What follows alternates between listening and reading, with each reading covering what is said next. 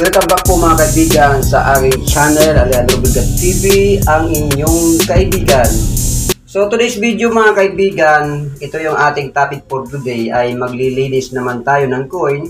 Samahan niyo ako sa aking paglilinis dito sa aking mga nickel brass na barya, 5 piso BSP series ng Pilipinas.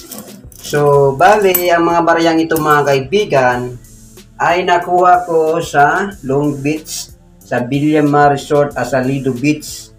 Doon tayo nagmi-metal detecting at saka nangangalandra sa ilalim ng dagat. Bali yan po ang hobby natin, coin collecting, paglilinis ng coin, saka yung mga alahas mga kaibigan. Bali po ito po ay BSP series. At kung hinahanap yung mga ganitong klase ng barya, ang hahanapin nyo lang yung year 2006, 2007, 2008, 1996 na walang mint mark, at 1998 na may mint mark. Yan lang po ang mahal. Hard to find sa mga baryang katulad nito. Pero by the way mga kaibigan, ang ating gagawin, maglilinis nga tayo ng coin. Pinapyawan ko lang yung kailangan yung hanapin sa mga baryang ito.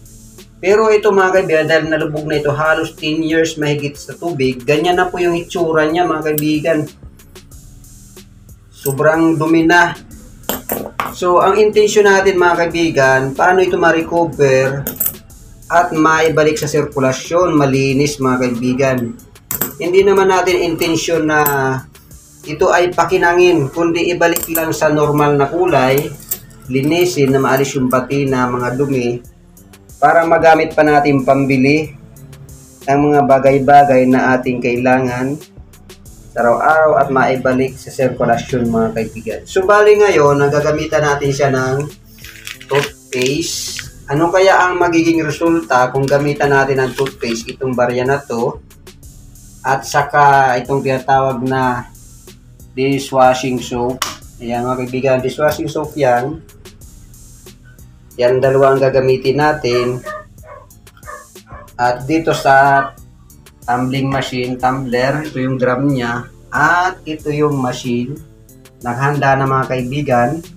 Paikutin natin ng 1 hour muna to 3 hours. Kung malinis na siya sa 1 hour, titigil na tayo mga kaibigan kasi baka magasgas yung barya ng husto. Pero ito mga kaibigan na hindi na natin may babalik sa DO condition, AO condition. May balik lang natin siya, at least mabasa yung kanyang mga letra.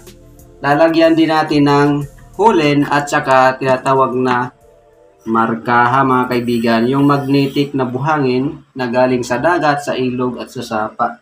So ayan mga kaibigan ang gagawin natin. Bali, lagay na natin dito sa drum.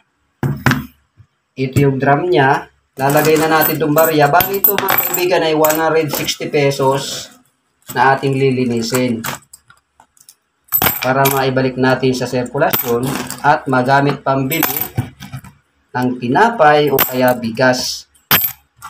So ayan.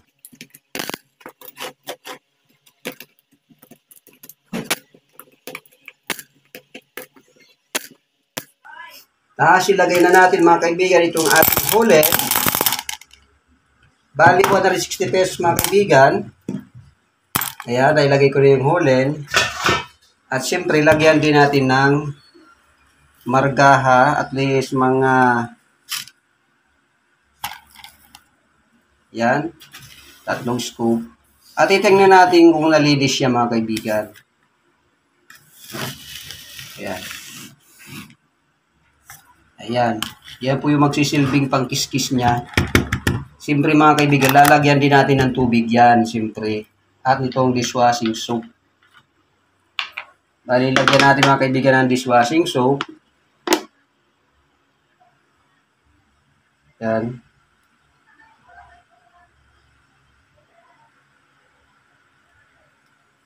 Ayan mga kaibigan, lagyan na natin. At itong toothpaste. Lagay natin mga kaibigan toothpaste. Bali, ubusin na natin yan.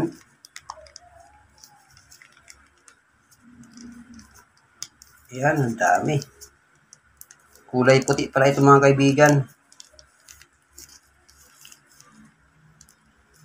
8 pesos lang mga kaibigan ng isang toothpaste mga kaibigan. Itong ganitong klase kalaki. So, ayan mga kaibigan, nailagay na natin yung toothpaste. At siyempre, lalagyan din natin ng tubig. Yung tubig mga kaibigan ay tama lang. Ayan, ganyan lang mga kaibigan karami. At titingnan natin mga kaibigan kung lulubo yung puwita nating drum mga kaibigan. So, tatakpan na natin para masimulan natin ang pagpapaikot.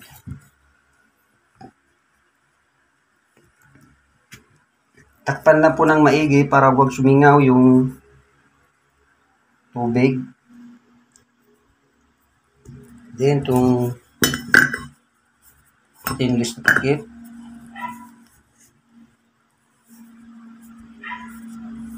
Tapos itong lock mga kaibigan. Paikutin natin siya mga kaibigan ng 1 to 3 hours. Kung siya ay epektibong gamitin, yung toothpaste, dishwashing soap sa paglilinis ng nickel brass na barya na nalubog ng halos 10 years pataas. Mahalaga mga kaibigan na takpan yung maigi yung drum kasi baka tumalsik or matapon, mabasa yung inyong machine. So, ayan mga kaibigan, natakpan na natin. Ang gagawin natin ay paiikutin natin itong machine. 1 day, pwede mo naman patayin yan kahit anong oras. Then, paikutin muna natin. So, ayan mga kaibigan, umikot na yung machine natin. Ilalagay na natin tong ating drum na may laman ng coins. Ayan. So, stay tuned mga kaibigan. Hintayin natin matapos ang 1 or 2 or 3 hanggang 3 hours mga kaibigan. Stay tuned.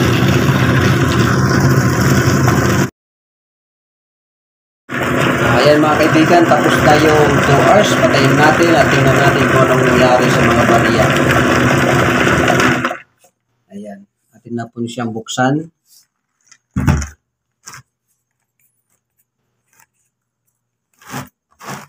2 hours lang mga kaibigan natin siyang pinaikot kasi tiningnan natin ng 1 hour ay may timitim pa. 2 hours mga kaibigan ito. Tingnan natin yung resulta na ginamitan ng toothpaste natin yung mga barya, nickel brass. Ginamitan natin ng toothpaste saka dishwashing soap. Yan, buksan ko na mga kaibigan.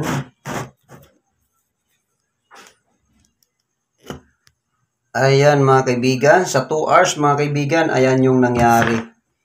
So bali kung makikita mo ay may bula at saka maitim yung tubig. So ayan mga kaibigan, tingnan natin. Toothpaste ang ginamit natin sa paglilinis. Ayan, tingnan natin mga kaibigan. Ayan o. Medyo pumuti na siya mga kaibigan. So bali isalin natin mga kaibigan dito. Isalin natin dito na mayroon siyang salaan. Ilagay natin dyan mga kaibigan.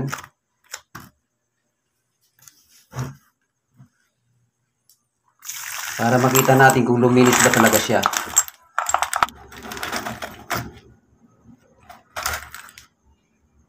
Yan mga kaibigan, may natira pang dalawa.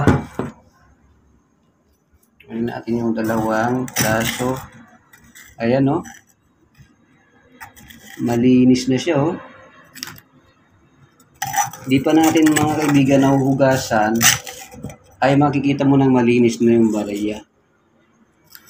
So ayan.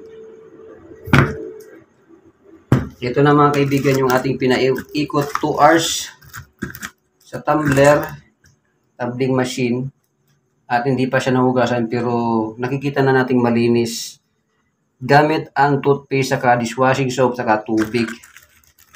Ayan mga kaibigan, lubog natin para matanggal yung marga. So bali tutubigan ko siya mga kaibigan para makita natin ang best result.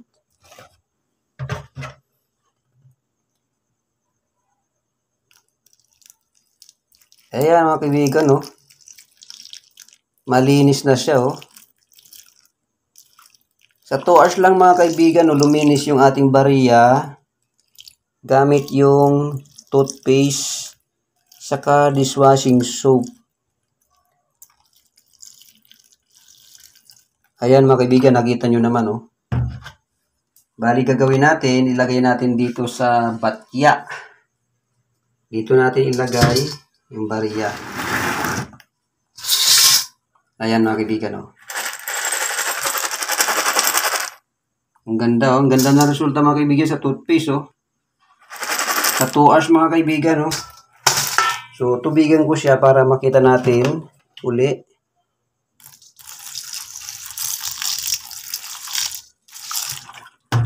Ayan mga kaibigan, malinis ito. Ganda.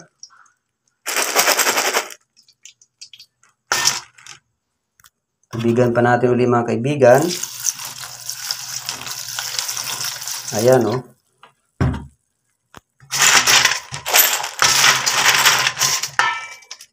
So ayan mga kaibigan, malinis na siya. Ayan. Ayan mga kaibigan, no, yung nilinis natin mga nickel brass na 5 piso. After 2 hours na pinaikot natin sa tumbling machine, saka may tubig, marga, Julin, toothpaste, saka dishwashing soap, ganyan na po siya kaganda. So kasi mga kaibigan, kung sobrang tagal naman, advice ko lang sa inyo, kung sobrang tagal naman natin itong paiikutin, hanggang 3 hours, ay masyado nang magagasgas mga kaibigan yung mga barya. Masyado nang papangit mga kaibigan. Bari tanggalin natin yung mga Julin mga kaibigan. Para makita natin yung tunay na linis niya. Tira natin tong pera.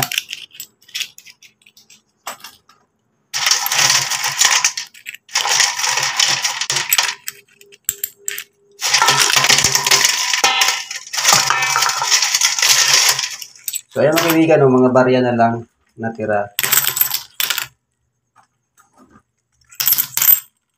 Ayan, ganyan na kaganda mga kaibigan yung ating pera after ng 2 hours. Ayan, mayroon ding pailan nila na di talaga nalinis. Ayan mga kaibigan, oh. Ang ganda ng barya. Pwede na siyang ibili mga kaibigan.